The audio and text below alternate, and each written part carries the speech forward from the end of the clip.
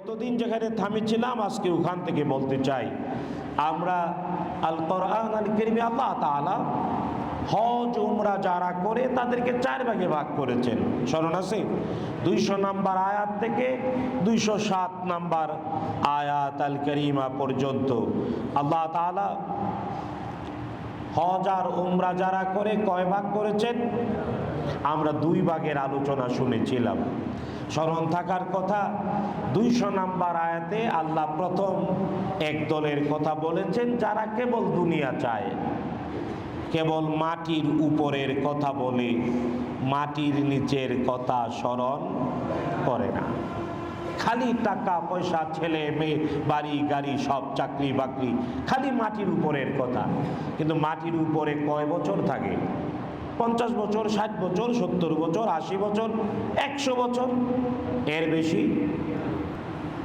সুতরাং খালি মাটির উপরের নিয়ে ব্যস্ত এই 60, 70, 80, 100 বছরের জন্যে, আর মাটির নিচের হাজার হাজার বছরের কথা যে ভুলে যায়, আল্লাহ বলেছেন ওর হজ উমরা কবুল হয় না, ওর জন্য আখেরাতে কিছুই নাই।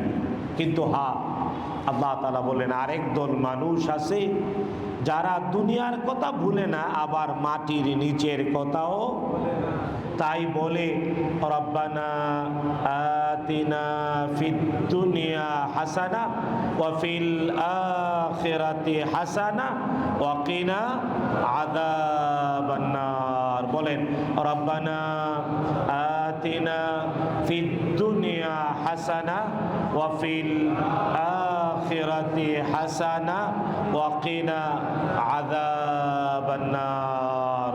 বলেন আল্লাহুম্মা আমিন। তার মানে আমরা দুনিয়া ভুলি না, তবে দুনিয়ার চেয়ে প্রাধান্য দেই আখেরাতকে। কারণ দুনিয়ার জন্য একটা কথা বলেছি, আখেরাতের জন্য কয়টা কথা? 2টা। তার মানে দুনিয়ার উপরে আখেরাত, কবর, বরজখ, পরকালীন জীবনকে অগ্রাধিকার দিয়েছি। দুনিয়া নগদ, কিন্তু আখেরাত বাকি, কিন্তু চিরন্তন। দুনিয়া নগদ, আখেরাত বাকি, কিন্তু বাকি হলেও চিরস্থায়ী এবং চিরন্তন। সুতরাং বুদ্ধিমান সেই যে নগদ ভুলে না বটে, তবে চিরন্তন আর চিরস্থায়ীকেও ভুলে যায় না। তাই আখেরাতের জন্য দোয়া করতে হবে, আগুনের আযাব থেকে রক্ষার জন্য দোয়া করতে হবে। যারা এমনটা করে, আল্লাহ বলছেন উলাইকা লাহুম নাসীবুম মিম্মা কাসাবু ওয়াল্লাহু সারিউল হিসাব।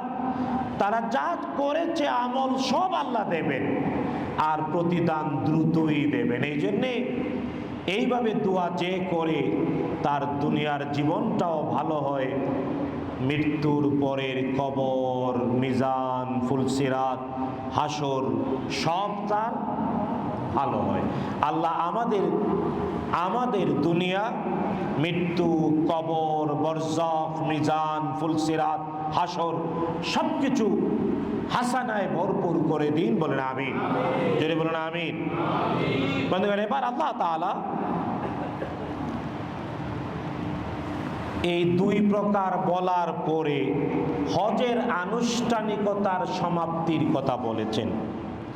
এটা আপনারা মিলাবেন সূরাতুল আল বাকারা, সূরাতুল বাকারার 203 নম্বর আয়াত থেকে আল্লাহ আবার বলছেন ওয়াযকুরুল্লাহা ফি আইয়ামিন মা'দুদাত। তার মানে হজ নির্দিষ্ট কয়েকটা দিনে, হজের দিন নির্দিষ্ট কয়টা দিন? 5টা দিন। কয় দিন হজের? অথবা 6 দিন। 5 দিন অথবা, তার মানে 5 দিনে হজ করা যায়, ইচ্ছা করলে আরেক দিন লম্বা করা যায়। তার মানে সর্বোচ্চ 6 দিনে হজ। হজ 5 দিন অথবা 6 দিন।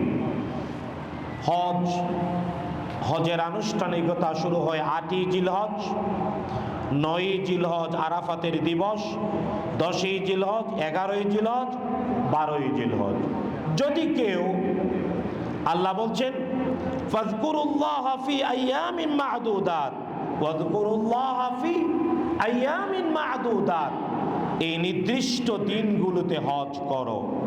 তারপরে ফামান তাআজ্জালা ফি ইয়াওমাইনি ফালা ইসমা আলাইহি, আল্লাহ বললেন হ্যাঁ 12ই জিলহজে মিনা থেকে সন্ধ্যার আগে যে বেরিয়ে যাবে তার কোনো অপরাধ নাই। ওয়ামান তাআখারা, আর হ্যাঁ যদি কেউ সন্ধ্যার আগে 12ই জিলহজ মিনার সীমানা থেকে বের হতে না পারে, তাইলে তার জন্যে আবার 12 তারিখ দিবাগত রাত্র মিনায় থাকতে হবে এবং 13 তারিখে আবার জোহরের পরে ছোট জামারাতে 7টা, মেজো জামারাতে 7টা, বড় জামারাতে 7টি পাথর মারতে হবে। আল্লাহ এই কথা বললেন। ওয়ামান তাআখারা, আর যদি কেউ দেরি করে যে না আমি 13 তারিখেও মারবো, ফালা ইসমা আলাইহি, তারও কোনো পাপ নাই। লিমানিত্তাকা, তবে তাকওয়ার গুণ থাকতে হবে। তার মানে 12ই জিলহজে হজ শেষ করে চলে আসা একই সওয়াব, 13 তারিখেও না মারলে অপরাধ নাই। আবার 13 তারিখও যদি মারে 12ই জিলহজ মিনায় থেকে, আল্লাহ বলেন এতে কাউকে অপরাধী বলো না, বরং তাকওয়ার গুণ যত বেশি সওয়াব হবে তত বেশি। সওয়াবের হজের কবুলের মূল শর্ত তাকওয়া। মূল শর্ত কি? তাকওয়া। তো আল্লাহ তাআলা এরপরে বললেন ওয়ালামু আন্নাকুম ইলাইহি তুহশারুন, আর জেনে রেখো ফিরে যেতে হবে আল্লাহর কাছেই। তো এই যে হজের 5 দিন, 5 দিনের 5টা নাম আছে হাদিসে।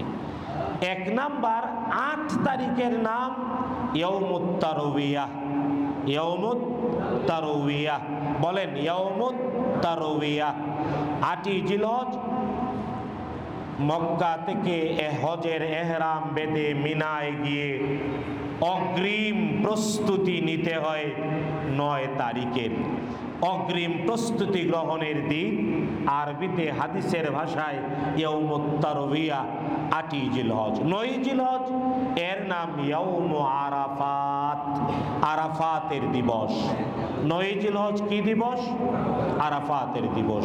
যারা হজে যেতে পারেন, হজের সর্বশ্রেষ্ঠ বিষয় আরাফাতে অবস্থান। নবীজি বলেছেন আল হাজ্জু আরাফা, হজ মানে আরাফা। আরাফা যে পেল সে হজ পেল, যে আরাফা পেল না সে হজ পেল না। এখন আরাফাতে হজে যারা গিয়েছেন তারা হাজিরা যাবেন। পৃথিবীর দিক দিগন্তে ছড়িয়ে ছিটিয়ে থাকা ইমানদার যারা হজে যেতে পারবেন না, তারাও নিজের বাড়িঘরে থেকে আরাফার সাথে কানেক্টেড হতে পারে একটা আমলের দ্বারা। নবীজি বলেছেন এর নাম রোজা। এর নাম কারণ আরাফাতের মাঠে যারা যাবে তারা রোজা রাখবে না। বিদায় হজে কিছু সাহাবী রোজা রেখেছিলেন, রাসূল সাল্লাল্লাহু আলাইহি ওয়াসাল্লাম তাদেরকে জোর করে রোজা ভাঙিয়েছেন। হ্যাঁ, যারা আরাফাতে উপস্থিত হতে পারে নাই তারা রোজা রাখবে। নবীজি সাল্লাল্লাহু আলাইহি ওয়াসাল্লাম বলেছেন এই আরাফার দিবসের, এটা বাংলাদেশের স্থানীয় চাঁদের 9 তারিখে রাখলে হবে না। নবীজি আইনের শব্দ, নবীজি বলেছেন সাওমু ইয়াউমু আরাফা, আরাফার দিবসের রোজা। এটা 9 দিন আগে সারা পৃথিবী জেনে নেয়। হাদিসে আইনের শব্দ আরাফার দিবসের রোজা 2 বছরের পাপের কাফারা। পিছনের 1 বছর, সামনের আর 1 বছর। রাখবেন তো ইনশাআল্লাহ? রাখবেন তো ইনশাআল্লাহ? এই মাসেই আমরা যে মাসে আছি, আজকে থেকে শুরু হলো, এই মাসেরই মানে শেষের দিকে তারিখটা 9 দিন আগে কনফার্ম হয়ে যাবে। তাই যারা হজে যেতে পারবেন না এবার, তারা অবশ্যই আরাফাতের দিবসে রোজাটা রাখবেন। হ্যাঁ, এর বাহিরেও জিলহজ মাসের 1 তারিখ থেকে 9 তারিখ পর্যন্ত রোজা রাখা যায়। তবে জিলহজ মাসে 4 দিন রোজা রাখা হারাম। জিলহজ মাসে কয় দিন? 4 দিন রোজা রাখা হারাম। একটা হলো 10ই জিলহজ, তারপরে 11ই জিলহজ, তারপরে 12ই জিলহজ, তারপরে 13ই জিলহজ। জিলহজ মাসের 4 দিন রোজা রাখা হারাম। 10ই জিলহজ কুরবানির দিন, ইয়াউমুন নাহার, আর 11, 12, 13 আইয়ামাত তাশরিক। নবীজি বলেছেন আইয়ামুল আকলি ওয়াশ শুরব, আল্লাহর পক্ষ থেকে খাওয়া দাওয়া পান করার জিয়াফতের ঘোষণা। তাই বছরে 5 দিন রোজা রাখা হারাম। কয় দিন? এর 4 দিন জিলহজ মাসে, 1 দিন শাওয়াল মাসে, শাওয়ালের 1 তারিখ, শাওয়াল মাসের 1 তারিখ ঈদুল ফিতরের দিন রোজা রাখা হারাম। আর জিলহজ মাসে 4 দিন, 10ই জিলহজ, 11ই জিলহজ, 12ই জিলহজ, 13ই জিলহজ। তবে আবার যারা হজে যেতে পারবেন না তারা 1 থেকে 9 তারিখ পর্যন্ত রোজা রাখতে পারেন। নবীজি বলেছেন আফদাল আইয়ামিদ দুনিয়া, পৃথিবীতে সূর্যের উদয় হয় এমন শ্রেষ্ঠতম দিন হলো জিলহজের 1 থেকে 13 তারিখ পর্যন্ত। আফদালু আইয়ামিদ দুনিয়া, আফদালু আইয়াম তালাত আলাইহি শামস, দুনিয়ার শ্রেষ্ঠ দিবস জিলহজের প্রথম 10 দিন আর আইয়ামাত তাশরিক। রাতের দিক থেকে রাত, পৃথিবীর শ্রেষ্ঠ রাত রমজানের শেষ দশকের রাত, কিন্তু দিন হিসেবে জিলহজের। তা আপনি একসাথে 1 থেকে 9 তারিখ পর্যন্ত রোজা রাখতে পারেন। 10 তারিখ রোজা রাখা হারাম, 11 তারিখ হারাম, 12 তারিখ হারাম, 13 তারিখ হারাম। হ্যাঁ, আরেকটা জিনিস জানা উচিত, জিলহজের 9 তারিখ থেকে 13 তারিখ আসর পর্যন্ত তাকবীর বলতে হবে। প্রত্যেক ফরজ নামাজের পরে অবশ্যই একবার আল্লাহু আকবার, আল্লাহু আকবার, আল্লাহু আকবার, লা ইলাহা ইল্লাল্লাহ, আল্লাহু আকবার, আল্লাহু আকবার, ওয়ালিল্লাহিল হামদ। অগ্রিম সতর্ক থাকবেন, ঠিক আছে ইনশাআল্লাহ। তো আল্লাহ তাআলা হজের দিনগুলো 5টি দিন নামটা বলি। 8ই জিলহজ ইয়াউমুত তারবিয়া, 9 তারিখ ইয়াউম আরাফাত, আরাফাতের দিবস। 9 তারিখ দিবাগত রাত্রটা মুজদালিফার রাত্র। কিসের রাত্র? মুজদালিফায় খোলা আকাশের নিচে ঘুমাতে হয়। 10 তারিখ ইয়াউমুন নাহার, ইয়াউমুন নাহার, নাহার মানে জবেহ করার দিন। 10ই জিলহজ ইয়াউমুন নাহার। 11ই জিলহজকে হাদিসে বলা হয়েছে ইয়াউমুল কার, কাররুন মানে অবস্থান করার দিন, 11ই জিলহজ। আর 12ই জিলহজ ইয়াউমুন নাফার আল আউয়াল, মিনা থেকে চলে আসার প্রথম দিন 12ই জিলহজ, ইয়াউমুন নাফার আল আউয়াল। আর 13ই জিলহজ ইয়াউমুন নাফার আল আখির বা শেষ চলে আসার দিন। 13ই জিলহজের পরে মিনায় আর কেউ থাকে না। আল্লাহ তাআলা সূরাতু আল বাকারার 203 নম্বর আয়াতে হজের আনুষ্ঠানিকতার এই 5 দিন অথবা 6 দিনের বিবরণ কমপ্লিট করে তারপরে আবার 2 প্রকার মানুষের বিবরণ দিয়েছেন। 204, 5, 6 এই 3টা আয়াতে একদল মানুষের। আল্লাহ বলছেন অমিনান নাস, কিছু মানুষ আছে মাইয়ুজিবুকা কাউলুহু ফিল হায়াতিদ দুনিয়া, দুনিয়ার ব্যাপারে তাদের কথাবার্তা তোমাকে চমৎকৃত করে। ওয়ায়ুশহিদুল্লাহ আলা মা ফি কলবিহি, তার হৃদয়ে যা আছে এই নিয়ে আল্লাহরে সাক্ষী রাখে। ওয়া হুয়া আলাদ্দুল খিসাম, সে বড্ড ঝগড়াটে, খুবই ঝগড়াটে।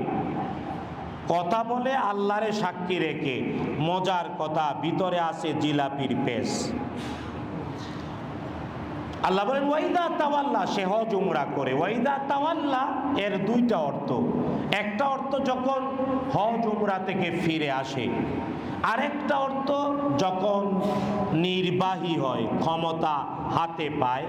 সাফিল আরদি, চেষ্টা করে পৃথিবীতে, লিউফসিদা ফিহা, জমিনে সন্ত্রাসের রাজত্ব কায়েম করতে, ওয়ুহলিকাল হারসা, আর ফলাদি ফসল নষ্ট করে দেয়, ওয়ান্নাসাল, আর মানুষের বংশধারা। তার মানে কিছু হাজি এমন আছে, আল্লাহ বললেন এটা হজ ফেরত। এমন কিছু লোক আছে হজ উমরা করে, কিন্তু দুনিয়ার ব্যাপারে কথা কয়, খুব এস্টনিস্ট করে দেয়, কিন্তু কথায় কথায় আবার আল্লাহরে সাক্ষী রেখে মিথ্যা কথা কয়। আসলে সে খুব ঝগড়াটে।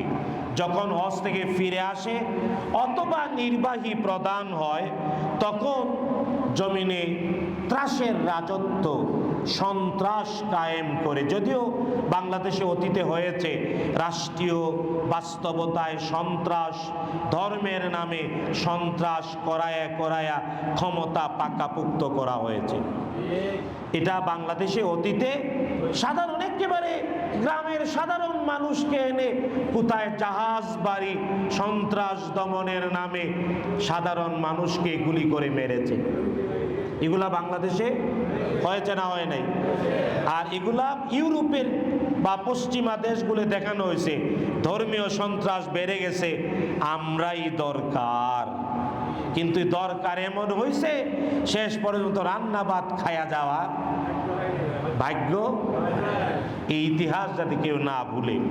তা আল্লাহ বললেন যখন হজ উমরা করে ক্ষমতার মস্তদে বসে ত্রাসের রাজত্ব কায়েম করে আর দুর্ভিক্ষ ডেকে আনে, শুধু তাই না মানুষের বংশধারা ধ্বংস করে দেয়। বাংলাদেশে এমন হয়েছে শিক্ষা প্রতিষ্ঠানের নামে লজ্জা 100টা কি করেছে, ধর্ষণ করেছে, 100 ধর্ষণ উদযাপন করেছে, কোনো শাস্তি হয় নাই, তাকে রাষ্ট্রীয়ভাবে পুরস্কৃত করা হয়েছে। আমি মিথ্যা কথা কইতেছি? মিলায়ে দেখেন। এই বিষয়ে জানার পরেও যে তার প্রতিবাদ করবে না, জেনে রাখবেন সে মানুষ না, সে পশুর চেয়ে অধম। তাই খালি মা বাবার করে জন্ম নিলে 2 হাত 2 পা থাকলে মানুষ হয় না। কেউ কেউ মানুষ, অনেকেই অমানুষ আছে না? আল্লাহ হেদায়েত নসিব করুন বলে আমিন। আল্লাহ তাআলা বলছেন ওয়াইযা কিলা লাহু তাকিল্লাহ আখাযাতহুল ইজ্জাতু বিল ইসম, যখন বলা হয় আল্লাহরে ভয় করো, তখন পাপের সম্মান, পাপের ইজ্জত তাকে আঁকড়ে ধরে। তার মানে তখন আরো কঠিনভাবে পাপ করে, পাপ ছেড়ে দেয় না। আল্লাহ বলছেন ফাসবুহু জাহান্নাম, তাদের জন্য জাহান্নাম যথেষ্ট। ওয়ালা বিসাল মিহাদ, কতই না নিকৃষ্ট প্রত্যাবর্তন স্থল জাহান্নাম।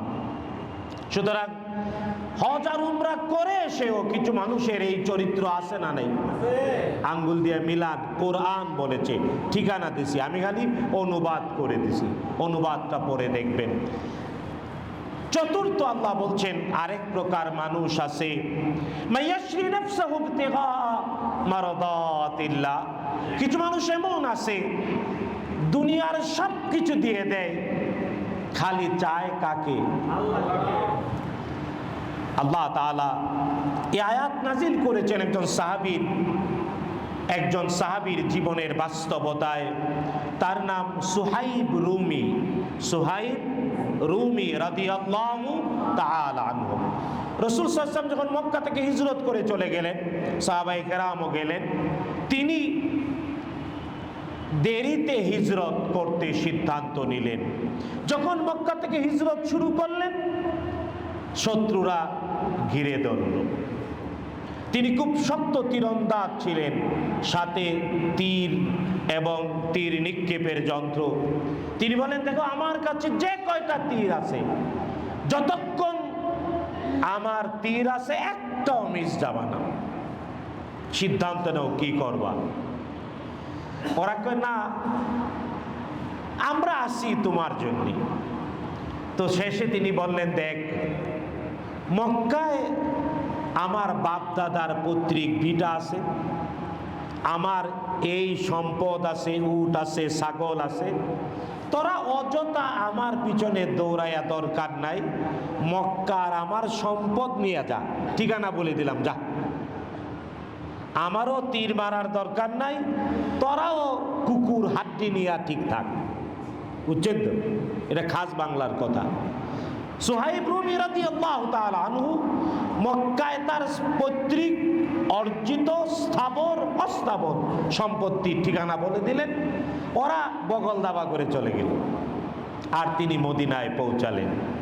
রাসূলুল্লাহ সাল্লাল্লাহু আলাইহি ওয়াসাল্লামের কাছে গিয়ে বলেন, ইয়া রাসূলুল্লাহ সাল্লাল্লাহু আলাইহি ওয়াসাল্লাম, আমি হিজরত শুরু করেছি, আমাকে ঘিরে ধরেছে, আমি বলেছি তীর একটা থাকতেও আস্ত যাবা না, কিন্তু তারপরে ওরা যায় না। আমি বললাম, দেখ, তারা তো দুনিয়া ছাড়া নগদ ছাড়া কিছুই নাই, তা আমার মক্কার স্থাবর অস্থাবর সম্পত্তি ওদেরকে দিয়ে দিছি, ওরা হাড্ডি পায়া কুকুরের দল। নবীজি বললেন, তোমার জন্যে আল্লাহ জিবরিল পাঠায়া নাজিল করেছেন এই আয়াত। কিছু মানুষ এমন আছে, মাইয়াশরি নাফসা ইবতিগা মারদাতিল্লাহ, দুনিয়ার জীবনের সবকিছু দিয়ে দেয়,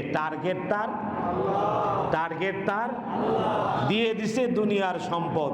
আরে ভাই, সম্পদ কদ্দুর, কবরে যাইতে খালি কাফন লাগে, আর কিছু কাফনের পকেট আছে? নাই, কিচ্ছুই নাই, সাথে কিছুই যায় না। তাই দুনিয়ার আর এগুলা লাগে না। যদি হয় আল্লাহ, মানলাহুল মাওলা ফালাহুল কুল, আল্লাহ যার জন্যে তার সব আছে, আল্লাহ যার জন্যে তার সব আছে, আল্লাহ যার জন্যে নাই, সব থাকলেও তার কিচ্ছুই নেই। তাই কারে পক্ষে নেবেন? আঙ্গুল দিয়া দেখান, কারে? আল্লাহ তৌফিক দিন, বলেন আমিন। সুতরাং আমরা সবাই আল্লাহ তাআলার ভাষায় দুই প্রকার হজ উমরাকারী প্রশংসিত। এক প্রকার যারা দোয়া করে, রব্বানা আতিনা ফিদ দুনিয়া হাসানা ওয়া ফিল আখিরাতি হাসানা ওয়া কিনা আযাবান নার, আমরা ওই দলে হতে চাই, বলেন আমিন। আরেক দল যারা দুনিয়ার সবকিছু দিয়ে দেয়, চায় শুধু কাকে চায়? পারবেন চাইতে আল্লাহকে? আল্লাহ যার জন্যে সব তার জন্য। আর যার আল্লাহ নাই, ওর অনেক কিছু আছে কিন্তু কিচ্ছুই উপকারে আসবে না। মুহাম্মদুর রাসূলুল্লাহ সাল্লাল্লাহু আলাইহি ওয়াসাল্লাম সারাটি জীবন ফরজ নামাজের সালাম ফিরায়া যে কয়টি দোয়া এবং তাসবিহ চুপি চুপি পড়েছেন, প্রত্যেকটি মুসলমানের পড়া উচিত। এর মধ্যে একটা দোয়া হলো, আল্লাহুম্মা লা মানিআ লিমা আতাইত, ও আল্লাহ, তুমি যদি কাউকে কিছু দেও আটকাতে পারে না কেউ, ওয়ালা মু'তিয়া লিমা মানাতা, আর তুমি যদি বাধা দেও তারে কেউ দিতে পারে না, ওয়ালা ইয়ানফাউ যাল জাদ্দি মিনকাল জাদ্দু, কারো সন্তান সম্পদ ক্ষমতা কর্তৃত্ব টাকা পয়সা কিচ্ছুই তার কাজে আসে না যদি অনুমোদন কার না থাকে। তাই হাজার কোটি টাকার মালিক, ওই টাকা তারে উপকার দিতে পারে না যদি না অনুমোদন কার না থাকে। বুঝতে পেরেছি? নবীজি দোয়াটা করতেন। আমি আবার বলি, চেষ্টা করবেন মুখস্থ করে দোয়াটা করতে। আল্লাহুম্মা লা মানিআ লিমা আতাইতা ওয়ালা মু'তিয়া লিমা মানা'তা ওয়ালা ইয়ানফা'ু যাল জাদ্দি মিনকাল জাদ্দু। আমার সাথে বলেন, আল্লাহুম্মা লা মানিআ লিমা আতাইতা ওয়ালা মু'তিয়া লিমা মানা'তা ওয়ালা ইয়ানফা'ু যাল জাদ্দি মিনকাল জাদ্দু। আল্লাহ তাআলা আমাদের সবাইকে প্রশংসিত দুই প্রকারের এক প্রকারে অন্তর্ভুক্ত করুন, বলেন আমিন। আজকে এই পর্যন্ত। হাদা মা ইনদি ওয়াল ইলমু ইনদাল্লাহ আলাইহি তাওয়াক্কালতু ওয়া ইলাইহি উনীব।